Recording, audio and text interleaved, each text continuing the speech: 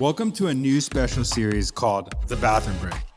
That extra 10 minutes you either have to listen to marketing tips or use the bathroom or both. But I don't recommend both, but that's your choice. This collab is going to be super fun. We have Daniel Murray from the Marketing Millennials and me, Jay Schwedelson from the Do This Not That podcast and subjectline.com. Each episode in the series, we are going to go over quick tips about different marketing topics. And if you want to be in the bathroom, fine, just don't tell us about it. Thanks for checking it out. We are back for another episode of The Bathroom Break. I'm Jay Schwedelson from Do This Not That. I am here with the legend, Daniel Murray from the Marketing Millennials. And we're going to be talking about some really awesome quick win things on social media and in different areas. But before we get to that, Daniel, I'm curious about something. I went out to dinner the other night and the waiter comes over and tells us the specials at the restaurant. And first of all, right out of the gate, it was something gross. And I'm like, I don't want this thing. But the waiter was going through like on and on about every sauce and every dot that was going to be in this special. I feel like when you go to a restaurant, you're a specials guy. Like you would order the special over something that you see on the menu. Are you locked in on the specials at the restaurant, or do you go with like whatever you think their number one thing is at the restaurant?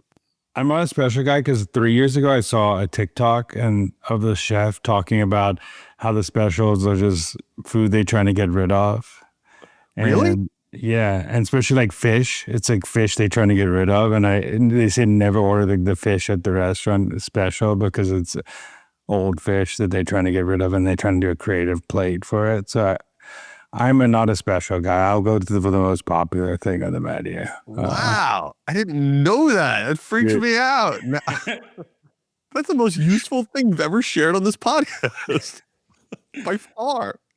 Yeah. All right. Well, now let's get into actually useful stuff. We're going to go through a series of different quick win things that I think are not on everyone's radar, whether it's social media or email or whatever it is. So Daniel, you do stuff on Instagram that I need to learn from. So what's a quick win tactic that you're doing right now that everybody should know about? The one thing that Instagram launched months ago, but people are underusing, is the trial reel button. So if you're a creator or a brand, this is the perfect opportunity, especially if you're trying to test into what's working or what not, hooks that are working, hooks that aren't working. You can go create a reel. When you're going to go post, there's a button that says trial reel. And what trial reel does is it sends it not to your followers. So it goes to a test audience to see if it works. That is similar to what you have on Instagram to see if this post has legs or not. And if it does have legs, it's a perfect opportunity to either share it with, there's a button after that says post live to your feed, or what you could do too is now redo the post later on your feed and say, because you know it works.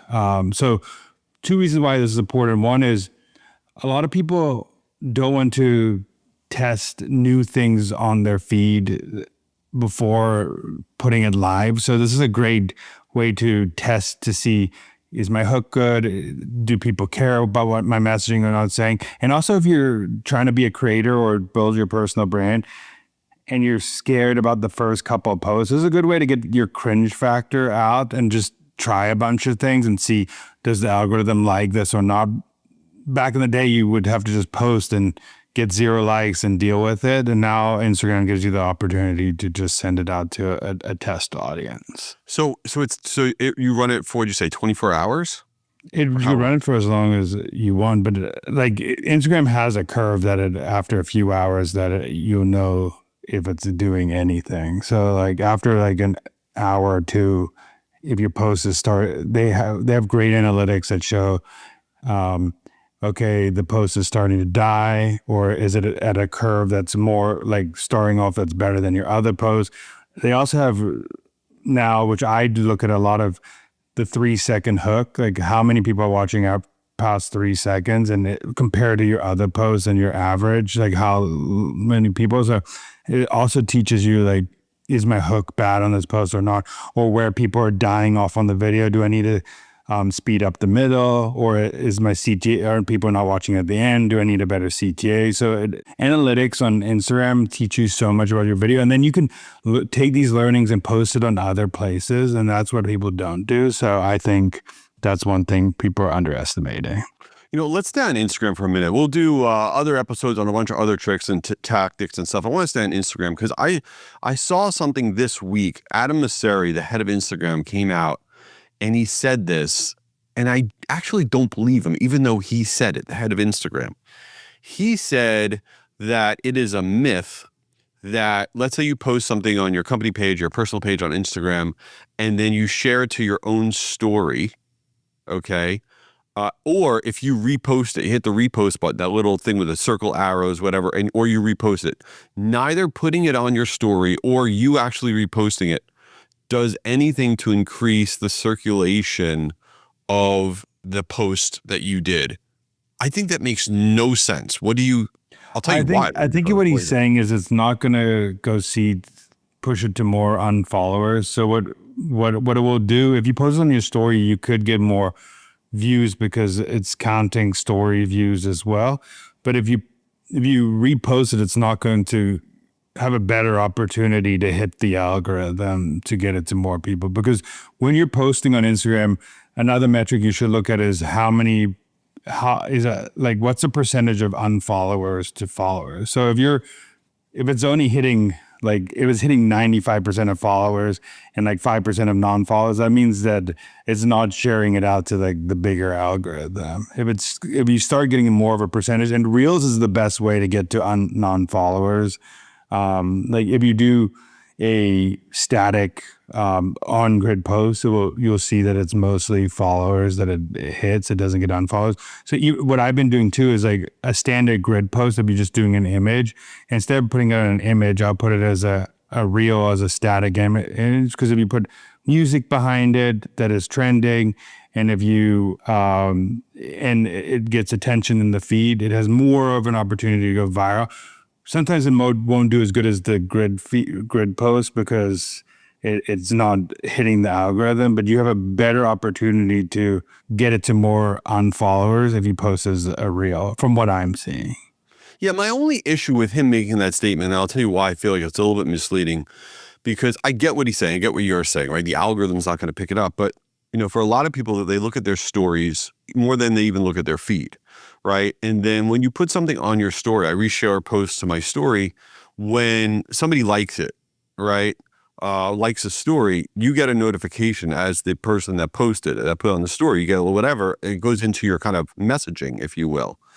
And then all of a sudden, you have a direct dialogue out of nowhere with that person who interacted with your story, right? I don't think he's saying it's bad not to. I think people have a misnomer, like if I do this, it will increase my chances of getting in the viral. I think 80% of activity on Instagram happens in story and DMs. Yeah. So right. So it is, your goal for Instagram is to get someone to press the repost button and share it to their story, and that's what you really want, or in the DMs, because that will increase the chances of it circulating. If you share it on your story, it just hints to some people. But sometimes I would look at the analytics, because I don't share it to my story that much, but I would look at the analytics, how many people are actually viewing a post that you put in on your story, like if that goes down versus doing a regular story post. Because I've heard also that the best thing to do, the first thing to do of the day, is to do an engagement story. So like a poll or a question or something to get people to start interacting with your story, and then add it in there, because now you have activity on your story and people, it's noticing. So before you post it, do something that gets interactions on your story, and then share it to your story, so you get more and more people seeing. Oh, I got you. I got you. All right, I'm screwing it all up. All right, before we wrap up this episode, back to the dinner thing. Are you all right, now it's the end of the meal, it's been way too long, and now they bring out the dessert menu. Are you one of these people that are like, oh, I always have to order dessert, we always have to look at the dessert menu? Are you an instant, no, we're good? I'm no, we're good. If I want dessert, I want to usually go somewhere else. Unless the only time I would ever be that, if that place is known for that thing, and I'm like going to the restaurant for that thing, I will get dessert.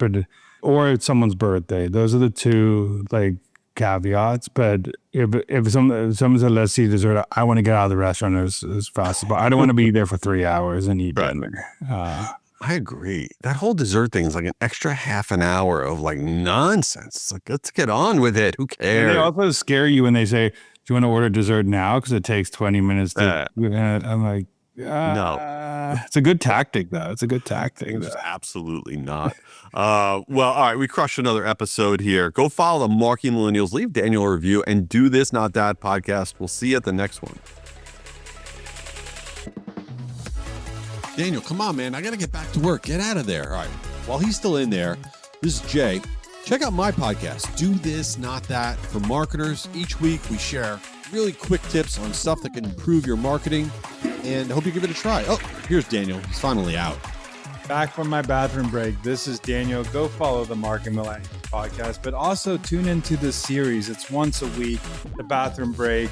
We talk about marketing tips that we just spew out, and it could be anything from email, subject line, to any marketing tips in the world. We'll talk about it. Just give us a shout on LinkedIn and tell us what you want to hear. Peace out. Later.